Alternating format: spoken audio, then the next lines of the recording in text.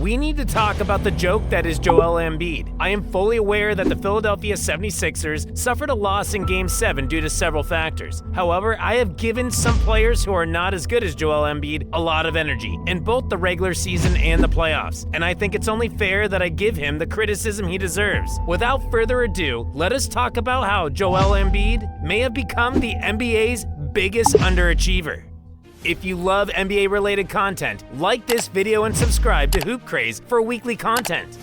Every year, there seems to be a list of excuses from him, such as blaming the coach, Brett Brown, or Doc Rivers. Others have cited Ben Simmons' pass to Trae Young, Embiid's injury, and even James Harden as factors in his performance this year. However, I don't think Embiid's injury was so severe that it affected his game as much as some people have suggested. He seemed to move well and even jumped like Spider-Man to block shots, so I don't want to attribute all of his shortcomings to his injury. Also, I don't think Doc Rivers played a significant role in the loss. Certainly not in the 7th game.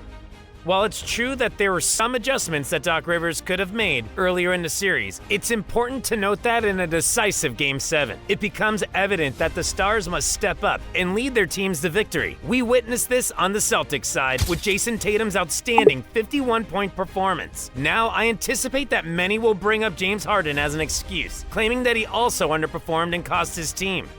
I agree that both Joel Embiid and James Harden deserve criticism, rather than placing blame solely on one or the other. However, it's important to clarify that this video focuses specifically on Joel Embiid, not James Harden. Despite any shortcomings James Harden may have had, he was arguably the main reason why the series extended to 7 games in the first place. The concerning trend over the past 3 to 4 seasons is quite striking to me. It's astonishing how, when comparing Embiid to Jokic, people used to highlight Jokic's playoff struggles before addressing Embiid's. However, Jokic has shown improvement in the postseason, while Embiid consistently faced the same issues. Now, there's no scapegoat for Embiid. We can't blame Ben Simmons' shooting struggles or Brett Brown's coaching anymore.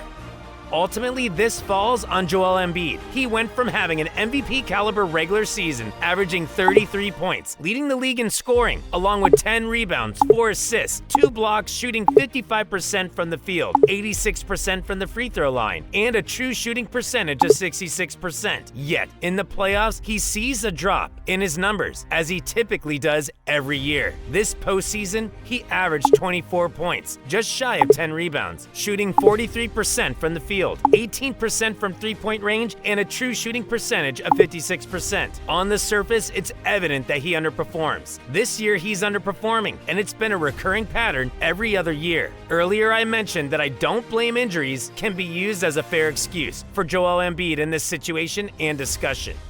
Unlike previous years, injuries can't be solely blamed for Embiid's performance. It seems to be a recurring trait of his as a playoff dropper. If you watch the games, it further supports this argument. However, on the defensive side, I must acknowledge Embiid's ability to rise to the occasion. In the postseason, he often showcases the lateral quickness to keep up with some guards and perimeter players, although he may not be on the same level as Bam Adebayo or Jaren Jackson Jr.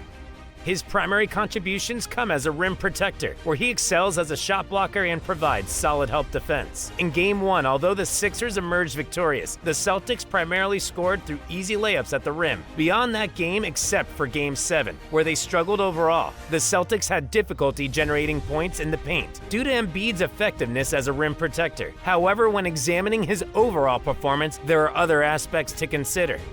As I mentioned before, Joel Embiid's performance across various aspects of the game declined. When it comes to decision-making, Embiid falls short not only compared to Nikola Jokic, but also to other stars in the league who are not even on his level. Time after time, he misses obvious opportunities to find open teammates in positions to score. Whether it's players waiting in the dunker spot for an easy basket, wide open on the perimeter for a three-point shot, or cutting to the basket, Embiid often fails to recognize and capitalize on these scoring opportunities. His ability to process defensive coverages and use them to his advantage in creating open shots in his teammates is either unwilling or simply lacking. Occasionally, he does make basic reads, but they are too infrequent, and he fails to make more advanced reads consistently. There are instances where Embiid falls into defensive traps. This can manifest in him forcing a shot despite being double-teamed or making errant passes that result in turnovers. Sometimes he simply waits for someone to make a basic swing pass to the right, often relying on players like James Harden or Tyrese Maxey. As a decision maker, Embiid's abilities are not sufficient to be the primary option for a team, especially during the stretch of postseason games. His processing speed and decision-making skills are not on par with players like Nikola Jokic and many other players ranked below his tier or even outside the top 10. It's astonishing to me how many people believed that Embiid had improved in his playmaking ability. They based this belief on his performances against Nicholas Claxton and Royce O'Neal. Although he wasn't particularly outstanding in that series offensively either. They thought that because he could perform against a team that barely made it into the playoffs and avoided the play-in tournament, he would suddenly excel against a top 5 to 10 NBA defense like the Boston Celtics. Let's be realistic here. Furthermore, it's important to note that Embiid simply wasn't aggressive enough in these situations. If we examine the closing moments of Game 6, his lack of shot attempts in the last 6 or 7 minutes was unacceptable. I don't want to hear excuses about coaching, because ultimately Joel Embiid is the NBA MVP and the organization's focal point as the face of their franchise. If he wants touches in the paint or on the block, it's his responsibility to assert himself. Embiid has the ability to demand and receive the touches he desires, regardless of where he wants them on the court. I understand someone like Al Horford may pose a defensive challenge in the fourth quarter, but that shouldn't deter him from embracing the big moments. He should be aggressive and relentless as a scorer, which is what sets him apart from players like Giannis. Although Giannis has had his struggles in clutch situations, he remains an unwavering attacker of the basket and usually ends up with around 30 or 35 points.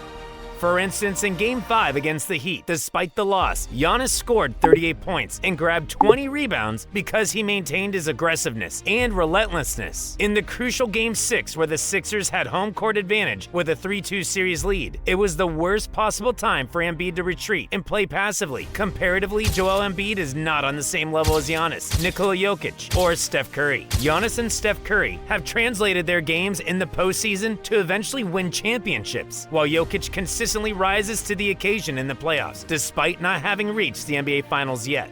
The flaws that Joel Embiid possesses have remained consistent throughout the years, as evident in his performances in the 2018 playoffs against the Celtics, where he struggled, particularly against Al Horford. Additionally, there are concerns about his attitude and level of commitment, which became apparent through his comments and demeanor. For example, he seemed dismissive when asked about his loss to the Celtics, making remarks about steps to success and not acknowledging it as a failure. While I don't have the ability to assess his mental state, it is clear that there are moments where his demeanor raises some concerns, despite his overall motivation and drive to succeed, which is evident from his life story. While I'm not ready to completely give up on Joel Embiid, it is important to consider his health concerns and his ongoing issues in the playoffs. At 30 years old, time is running out for him to win a championship as a #1 option. It's worth noting that he hasn't even reached the conference finals at this stage of his career. It's understandable why some people may not consider him a top 5 player when you compare him to players like Jokic, Curry, and Giannis.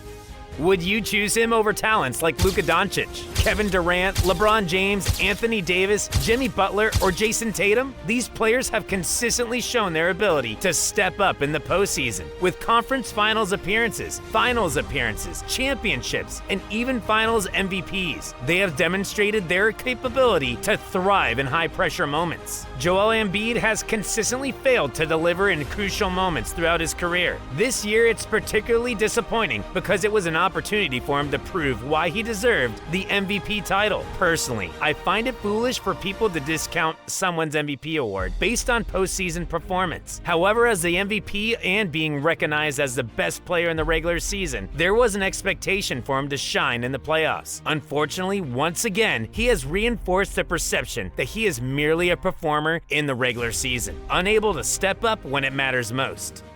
Now, there are no excuses like Ben Simmons' struggles, valid injuries, or the coaching of Brett Brown to point to. This time, the blame falls solely on Joel Embiid for not stepping up when it mattered. It's clear that Embiid's time to win a championship is running out, especially considering his age. Additionally, the potential loss of James Harden, if he were to leave the team, adds further uncertainty to the Sixers' future. However, discussing the team's future is a topic for another video.